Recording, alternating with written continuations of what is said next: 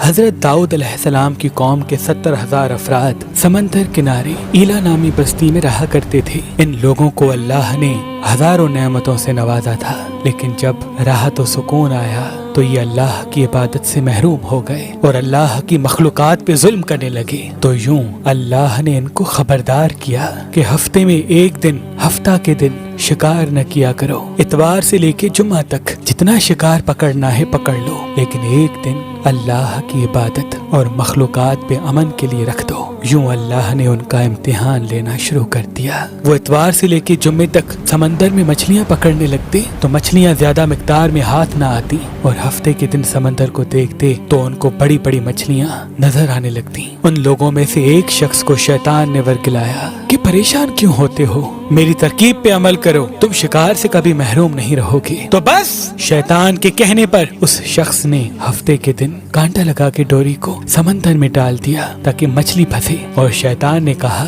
اس مچھلی کو تم اتوار کے دن نکالنا، اور یوں ہفتے کی حرمت بھی باقی رہے گی اور تمہارا شکار بھی ہو جائے گا۔ بس شیطان کی بتائی ہوئی ترکیب پہ ہفتے کے دن مچھلی پھنسی رہی اور وہ اتوار کے دن نکالتا اور خوشی سے کھاتا۔ جب آس پاس کے لوگوں نے پوچھا تو ان کو بھی یہ ترکیب بتانے لگا، اور یوں اس قوم کے کچھ لوگ ہفتے کے دن مچھلی پکڑنے کے لیے جال پھینکتے اور اتوار کے دن نکالتے، اور کچھ نے تو اس سمندر میں سے نالیاں بنا کے چھوٹے چھوٹے تالاب بنا دیے، کھڈے بنا دیے، تاکہ ہفتے کے دن جیسے ہی مچھلیاں یہاں سے گزریں تو ان تالاب میں پھنس جائیں اور ہم اتوار کو ان مچھلیوں کو نکال کے پکا کے کھائیں گے۔ اس گاؤں میں کچھ اللہ کے خاص بندے بھی موجود تھے جو کہنے لگے، اے لوگو، اللہ نے ہفتے کے دن شکار کرنے سے منع کی ہے۔ یہ جو تم جال پھینکتے ہو یا چھوٹے چھوٹے تالاب بناتے ہو، ان میں ہفتے کے دن اگر مچھلی پھنستی ہے تو یہ شکار ہفتے کے دن کا ہوگا۔ اللہ کے عذاب سے ڈرو، اللہ کی نافرمانی نہ کرو۔ وہ لوگ ان لوگوں کا مذاق اڑانے لگے کہ ہماری جو مرضی ہوگی ہم وہ کریں گے۔ اب ان بستی میں 3 گروہ بن گئے۔